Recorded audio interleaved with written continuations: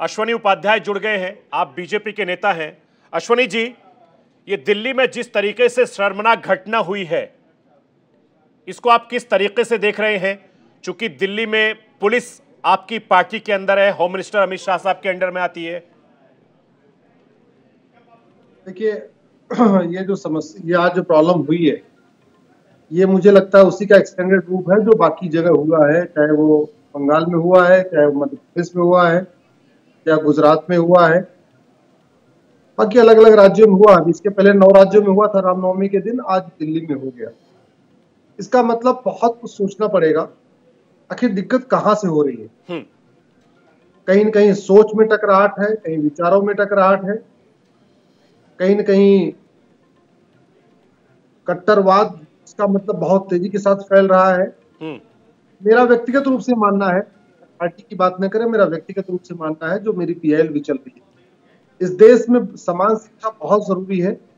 जब तक सबकी किताब एक नहीं होगी, सब लोग एक जैसा पढ़ेंगे नहीं, तब तक एक जैसा सोचेंगे नहीं, जब तक एक जैसा सोचेंगे नहीं, तब तक विचारों में टकराहट बनी रहेगी, तब तक बरगलाना, कट्टरपंथियों के द्वारा युवाओं को बरगलाना ये जारी रहेगा और ये समस्या बनी रहेगी। मेरा ये मानना है कि वो चीजें, अब समय आ गया है।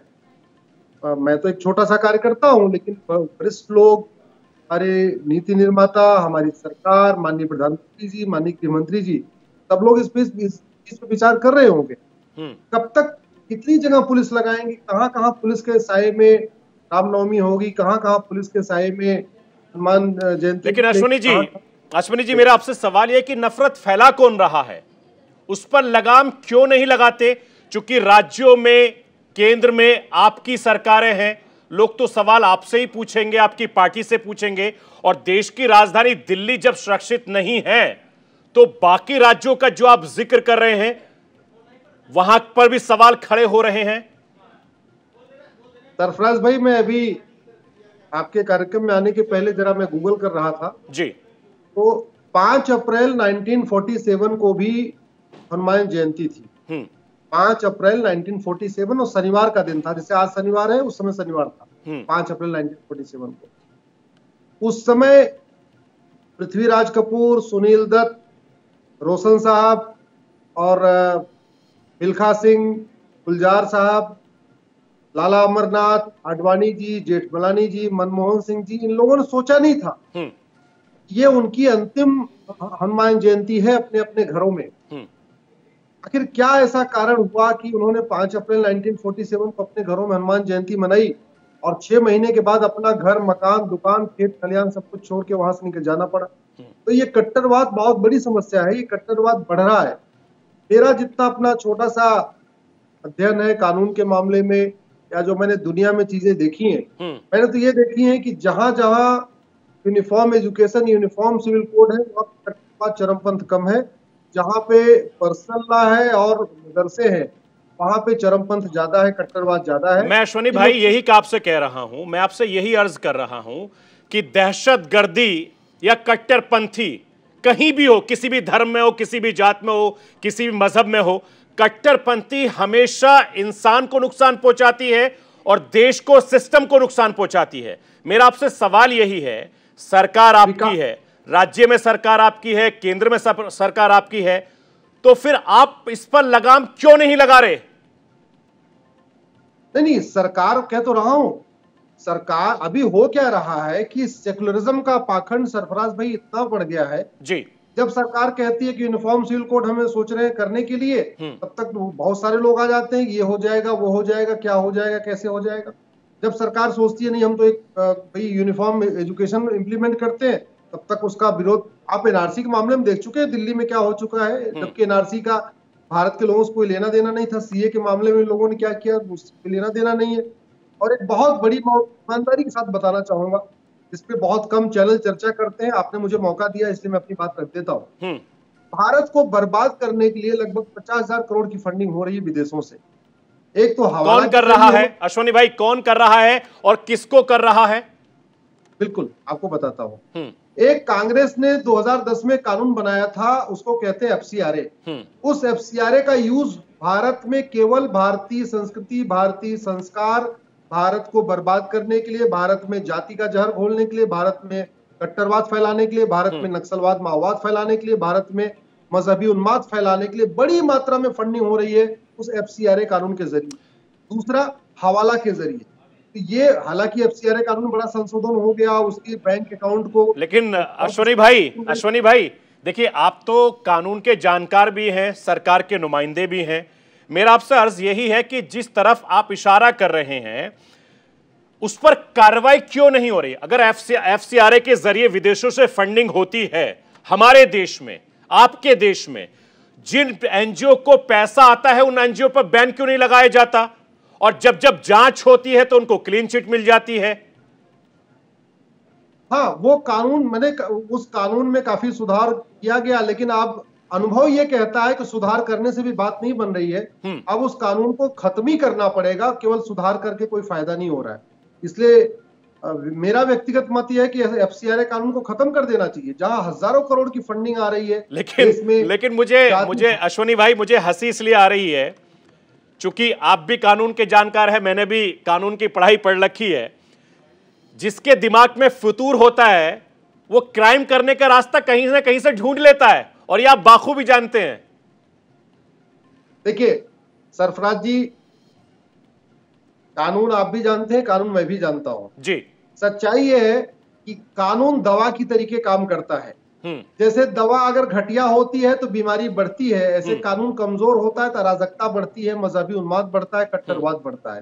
कानून जितना कठोर होगा उतना ही ज्यादा अराजकता कम होगी, उतना अपराध कम होगा, उतना कट्टरवाद कम होगा, उतना मजहबी उन्माद कम होगा जी। तो स्वाभाविक की बात है, अब समय आ गया है और मुझे लगता है जैसे काफी कानून खत्म किए गए, काफी कानून में बदलाव हुआ है, लेकिन बहुत जल्दी ही इन विषयों पे भी चर्चा होगी, क्योंकि ये कब तक पुलिस के साये में शोभा यात्रा निकलेगी, कब तक पुलिस के साये में चीजें चलती रहेंगी। लेकिन जो लोग, अश्वनी जी, जो माहौल खराब कर रहे हैं, मैं बार बार इस चीज का जिक्र कर रहा हूं, चूंकि हमारा देश कानून से चलता है और इस मुल्क की सबसे बड़ी खासियत यही है हम हिंदुस्तानियों की कि हम तहजीब के साथ रहते हैं, ईद दिवाली मिलकर मनाते हैं। फिर वो कौन लोग हैं जो ऐसे खास मौके पर नफरत फैलाते हैं? उनको खिलाफ कार्रवाई होनी चाहिए, एक्शन होना चाहिए, चाहे वो किसी भी धर्म के हो। जो कानून अपने हाथ में लेता है उस पर सख्ती से कार्रवाई होनी चाहिए। सरफराज जी, रामनवमी पे भारत के 9 राज्यों में दंगा फसाद हुआ, लेकिन यूपी में नहीं हुआ। अभी आज हनुमान जयंती पे दिल्ली में हो गया, लेकिन यूपी में नहीं हुआ। इसका मतलब खौफ जितना ज्यादा होगा उतना ही शांति रहेगी। और ये बड़ा एक स्वाभाविक सी भी है कि जब जितना ज्यादा व्यक्ति अनुशासन में रहता है, जहां जितना ज्यादा डंडा होता है उतना अनुशासन में रहता है। ठीक है अश्वनी जी, मैं आपके पास लौटूंगा। मेरे साथ अलका लांबा भी जुड़ गई है, कांग्रेस की प्रवक्ता है अलका। अश्वनी जी, बीजेपी के नेता हैं, वो ये कह रहे हैं कि जो देश की राजधानी दिल्ली में दंगा हुआ या जिस तरीके से नुकसान पहुंचाया गया बाकी राज्यों में, उत्तर प्रदेश का वो जिक्र कर रहे हैं कि उत्तर प्रदेश में तो नहीं हुआ, जबकि दिल्ली में तो पुलिस भी उनकी है।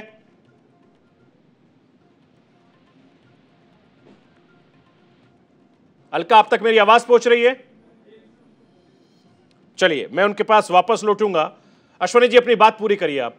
हाँ, तो सरफराज जी, मैं यही कह रहा था कि कानून तो वही है, लेकिन दिल्ली यूपी में लोग ठीक से हैं, आराम से हैं। लेकिन अश्वनी जी, मुझे रोजा भी, यूपी में रमजान भी अच्छी तरीके चल रहा है, रामनवमी भी अच्छी तरीके चल रही है, हनुमान जयंती भी अच्छी तरीके चल रही है। बिल्कुल, लेकिन मुझे एक बात याद आ रही है यूपी को लेकर, आपने जैसा जिक्र किया कि यूपी में जिस तरीके से बुलडोजर बाबा के जरिए योगी आदित्यनाथ साहब की जो इमेज बनी, वही बुलडोजर को मामा शिवराज सिंह चौहान ने इस्तेमाल किया, उनके लिए वो गले की फांस बन गया। और जो मोदी साहब ने जिस महिला को घर दिया था वो ही तोड़ दिया गया। नहीं, आपको लॉ एंड ऑर्डर मेंटेन करते समय तो कई बार ऐसा होता है गेहूं के साथ घुन पिस जाते हैं, इसमें कोई वो नहीं है, कई बार ऐसा होता है कि हो जाता है। लेकिन जहां एक लार्जर आपको सिक्योरिटी देखना है, राज्य की सुरक्षा देखना है और मतलब इस तरीके के मजहबी उन्माद को रोकना है, तो आपको स्ट्रिक्ट एक्शन लेना ही पड़ेगा। मुझे लगता है दिल्ली पुलिस ने भी आज काफी कुछ देख लिया, काफी कुछ सीख लिया। और अब तो हमारे दिल्ली पुलिस के भाई खुद ही घायल हो गए बेचारे, एक दरोगा घायल है, एक सिपाही घायल है। और जिस तरीके की हिंसा हुई है, ऐसे भी नहीं लगता है कि एकाएक हो गई है। वो बिल्कुल वेल प्लान्ड हिंसा है। उनको पता था कि इधर से गुजरेगी तो हमें ये करना है, उस तैयारी से लग रहा है। भाई अगर हिंदुओं के घर में तलवार हो तो बात समझ में आती है, चूंकि यहाँ पे दुर्गा जी हाथ में तलवार होती है। हिंदुओं के घर में त्रिशूल हो तो समझ में आती है, शंकर जी त्रिशूल रखते हैं तो शंकर जी के भक्त की त्रिशूल रख ले। लेकिन हमारे अगर मुस्लिम भाई त्रिशूल हाथ तलवार रखे हुए हैं, उनके हाथ में गणासे हैं, उनके हाथ में फरसे हैं, इसका मतलब तैयारी थी। शोभा यात्रा में अगर परशुराम जी की जयंती में फरसा निकले बात समझ में आती है, हनुमान जी की जयंती पे लोग गदा लेके निकले फिर भी समझ में आती है। मैं इसको जस्टिफाई नहीं कर रहा हूं, मैं तो आप जैसे एग्जाम्पल दे रहा हूं। अगर राम जी की जयंती में लोग कुछ समझ में आता है कि हमारे यहाँ सारे देवी देवताओं के हाथ में कुछ अस्त्र शस्त्र होता है। देखिए मैं अश्वनी जी मैं और आप जिस तरीके से इस देश में लंबे वक्त से सियासत को, राजनीति को और हमारे देश के कानून को देखते समझते आए हैं, ये कोई पहला मौका नहीं है जो इस तरह की सियासत हो रही है। कहीं ना कहीं इसके लिए सियासी पार्टी भी जिम्मेदार हैं जो इस पर सियासत करती हैं, या जो मजहबी उन्माद है या धर्म के नाम पर लोगों को भड़का रही हैं। देखिए मजहबी उन्माद सरफराजी कितना खतरनाक होता है इसको समझिए। ये हिंदू और मुस्लिम का विषय नहीं है। अफगानिस्तान में कोई हिंदू नहीं बचा है, फिर भी वहां पे रोज बम फूट रहा है। पाकिस्तान में हिंदू 1% हो चुके हैं, उसके बाद भी रोज बम फूट रहा है। सीरिया में रोज बम फूट रहा है, काबुल में रोज बम फूट रहा है, आपके गंधार में, पेशावर में रोज बम फूट रहा है, आपके यमन में रोज बम धमाके हो रहे हैं। ये विषय हिंदू मुस्लिम, मैं नहीं मानता हिंदू मुस्लिम। अगर हिंदुओं से नफरत होती फिर तो अफगानिस्तान को शांत होना चाहिए था, पाकिस्तान को शांत होना चाहिए था, बांग्लादेश को बड़ा शांत और खुशहाल होना चाहिए था, सीरिया यमन को बिल्कुल शांति के साथ रहना चाहिए था, इराक ईरान को बहुत शांति के साथ रहना चाहिए था। वहां क्यों बम फूट रहे? क्यों आपस में शिया सुन्नी लड़ रहे? क्यों आपस में अहमदिया जो है वहां पे उनको मारा जा रहा है? ये जो एक मानसिकता है, चरमपंथी मानसिकता। अश्वनी जी मैं आपके पास वापस लौटूंगा, आप मेरे साथ बने रहिए, क्योंकि हम लोग जिस तरीके से बातचीत कर रहे हैं, हमारे देश का माहौल खराब करने वालों के खिलाफ सख्त एक्शन होना चाहिए। और जो भी इंसान है, जो भी शख्स है जो हमारे देश के कानून को हाथ में लेता है, उसके खिलाफ भी एक्शन होना चाहिए। लेकिन जब से देश की राजधानी दिल्ली का माहौल खराब हुआ है, उसके बाद तमाम सियासतदानों के रिएक्शन भी आने शुरू हो गए हैं। वो आपको सुनवा देता हूं। अश्वनी भाई मेरे साथ लगातार बने हुए, उनसे बातचीत करता रहूंगा। दिल्ली के जहांगीरपुरी में हनुमान जयंती के जन्मोत्सव पर पथराव हुआ है। हमने अभी अभी वहां के पुलिस अधिकारियों से भी बात करी, एडिशनल डीसीपी मौके पे मौजूद हैं, उनसे भी बात हुई। ये घटनाएं जो हैं ये अचानक नहीं हुई हैं, साजिश के तहत हो रही हैं। पुलिस तत्काल इसकी जांच करे और दोषियों को सख्त से सख्त सजा हो। हालांकि वहां की स्थिति अभी सामान्य हो रही है, लेकिन जिन लोगों ने पत्थर फेंके हैं, जो लोग दिल्ली में साजिश के तहत हिंसा फैलाना चाहते हैं, ऐसे लोगों की कड़ी जांच होनी चाहिए। जहांगीरपुरी में ये जो हमला हुआ है, ये संयोग नहीं है, ये प्रयोग है और इसको आतंकी हमले की तरह ही डील किया जाना चाहिए। दिल्ली पुलिस के ये जो घायल जवान पड़े हुए हैं, इनको देख के हमें समझना चाहिए कि ये आतंकवादी हमला है। और देश में जो पहले कभी कश्मीर में अमरनाथ यात्रियों पे होता था, वैसे हमले जो कश्मीर में जिहादी करते थे, वैसे हमले करौली में, खरगोन में और आज दिल्ली में करने की हिम्मत हो गई है। और ये जहांगीरपुरी वही इलाका है जो बांग्लादेशी घुसपैठियों के लिए जाना जाता है। दिल्ली के दंगों की चार्जशीट में यहीं से लोग बुलाए गए थे। शाहीन बाग के लिए इन्हीं का इस्तेमाल किया गया था। मैं कहना चाहता हूं कि शांति बनाए रखना, बिना शांति के तो देश तरक्की नहीं कर सकता। सब लोगों को शांति बनाए रखनी है, सब लोगों को व्यवस्था बनाए रखनी है और अगर जरूरत पड़े तो जो एजेंसीज हैं, जो पुलिस है, जो सरकारें हैं जिनकी जिम्मेदारी है, दिल्ली में केंद्र सरकार की जिम्मेदारी है, तो केंद्र सरकार दिल्ली में शांति व्यवस्था बनाए रखें। मैं लोगों से भी अपील करता हूं कि इसमें शांति और व्यवस्था बनाए रखें। तो आपने सुना, अलग अलग नेता अलग अलग तरीके से प्रतिक्रियाएं दे रहे हैं। अश्वनी जी लगातार मेरे साथ बने हुए हैं। अश्वनी जी, जिस तरीके से पुलिसकर्मी भी घायल हुए हैं और पुलिस वाले भी घायल हुए हैं। जाहिर बात है कि देश की राजधानी दिल्ली में इस तरह से हमला होना न केवल पूरे देश और दुनिया में यह मैसेज जाएगा, और खास त्योहार दोनों ही धर्मों के चल रहे हैं। एक तरफ रमजान है, दूसरी तरफ आज हनुमान जयंती है, और ऐसे मौके पर जो सौहार्द को बिगाड़ने की कोशिश की जा रही है, यह एक बहुत बड़ी सोची समझी रणनीति का हिस्सा हो सकता है। देखिए सरफराज जी, मेरा तो अपना सीधा सीधा मानना यह है कि जो समस्या भारत में हो रही है, अगर वो चाइना में नहीं हो रही है, अमेरिका में नहीं हो रही है, सिंगापुर में नहीं हो रही है, फ्रांस या जापान में नहीं हो रही है, कोरिया में नहीं हो रही है, तो स्वाभाविक सी बात है हमें ये देखना पड़ेगा कि हमारा नियम और उनका नियम, हमारा कानून और उनका कानून में क्या अंतर है। कानून जितना कठोर होगा, कानून जितना सख्त होगा, सजा जितने जल्दी लोगों को मिलेगी। अश्विनी जी, मैं आपको रोकना चाहूंगा माफी के साथ। अनुराग ठाकुर का बयान मेरे पास आ रहा, वो भी सुनवा देता हूं। अनुराग ठाकुर ने क्या कुछ कहा, आप सुनिए पहले। वो मुख्यमंत्री हैं केजरीवाल जी, लेकिन जिम्मेदारी कोई लेने के लिए तैयार नहीं है। आज तक पूछना चाहिए इनके पास विभाग कौन सा है दिल्ली सरकार में, और उसकी आउटपुट क्या है, क्या आउटकम है उसकी, जरा पता तो चले। और दूसरे राज्यों में जाकर अधिकारियों की बैठक लेना, ये संघीय ढांचे पर एक प्रहार है। और यही नहीं, उत्तर प्रदेश में भी आए थे, वहां पर इनकी नाकामयाबियां रही, सारी सीटों पर जमानत जब्त हुई, और यहाँ पर अपनी सरकार चला नहीं पाते हैं और ठीकरा किसी और पर फोड़ने का काम करते हैं। ये जो वोट बैंक की राजनीति के कारण ये लोग देश में इस तरह का वातावरण पैदा करने का प्रयास कर रहे हैं, मैं यही कहना चाहता हूँ, ये नफरत के बीज बोने का काम जो विपक्षी दल कर रहे हैं, अपनी राजनीतिक नैया को डूबने से बचाने के लिए, ये देश की जनता बड़े ध्यान से देख रही है। इनके कारनामे जनता ने पहले भी देखे, इनको पहले भी नकारा है। तो लगातार बीजेपी के तमाम बड़े नेताओं का रिएक्शन आना शुरू हो गया है, एक के बाद एक। अश्विनी जी, आप अपनी बात कहिए। हाँ, मैं ये कह रहा था सरफराज जी कि जिस तरीके से हमारे यहाँ कभी भी कोई सड़क पे तलवार लेके आ जाता है, कभी किसी का घर जला देता है, कभी किसी घर में उसके चैन स्नैचिंग कर लेता है, जो जितने भी अपराध हो रहे हैं, आखिर इतने अपराध अमेरिका में क्यों नहीं होते? हम चलो अमेरिका तो मान लीजिए उसकी पॉपुलेशन 33 करोड़ है, चीन में क्यों नहीं होता? जब चीन तो हमारे बराबर पॉपुलेशन का है, तो चीन में क्यों नहीं होता? मैं तो सीधे सीधे कहता हूं। लेकिन वहां के सिस्टम को भी अश्विनी भाई देखिए, वहां के सिस्टम को समझना पड़ेगा, वहां की सरकार के सिस्टम को समझना पड़ेगा। कहीं ना कहीं हमारे और आपके सिस्टम में भी कमजोरी है, इस बात को हम इनकार नहीं कर सकते। सरफराज जी, बड़ी सीधी सी बात है, लोहा लोहे को काटता है। आपने भी बचपन में पढ़ा, हमने भी बचपन में सुना। बिल्कुल। सठे साठ्यम समाचरित, ये आपने भी पढ़ा है, हमने भी पढ़ा हुआ है। बिल्कुल। ये तो मतलब पुरानी बचपन की कहावतें हैं भाई। जिस तरीके की अराजकता भारत में है, ऐसे डेवलप्ड कंट्री छोड़िए, सारी देशों में क्यों नहीं है? अरब में इतनी अराजकता क्यों नहीं है?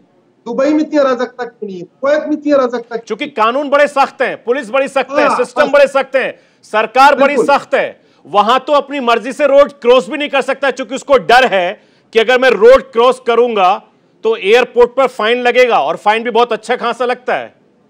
नहीं, वो भी है। दूसरा ये भी है कि अगर आज रोड क्रॉस करेंगे तो इसी हफ्ते फाइन देना पड़ेगा, 4 साल के बाद फाइन नहीं देना पड़ेगा। तो ये तो हमारा सिस्टम और हमारी सरकार का फेलियर बन रहा है ना, चाहे पास की सरकारें हैं या मौजूदा सरकारें, ये तो फेलियर उसका है। क्योंकि अगर हम सिस्टम दुरुस्त करते तो शायद आज ये हालात ना होते। अश्विनी भाई। बिल्कुल, मैं आपसे बिल्कुल सहमत हूं जी। जब तक हम ये जो पुराने कानून चल रहे हैं, मैं तो बार बार, आपको शायद याद होगा, मैं बहुत दिन से इस कानूनों की लड़ाई लड़ रहा हूं। जी। जब तक आप 1950 के पहले के कानूनों को खत्म नहीं करेंगे, जब तक अंग्रेजी कानूनों को खत्म नहीं करेंगे और दुनिया के जो डेवलप्ड कंट्रीज में अच्छे कानून चल रहे हैं उनको अडॉप्ट नहीं करें, उनको लागू नहीं।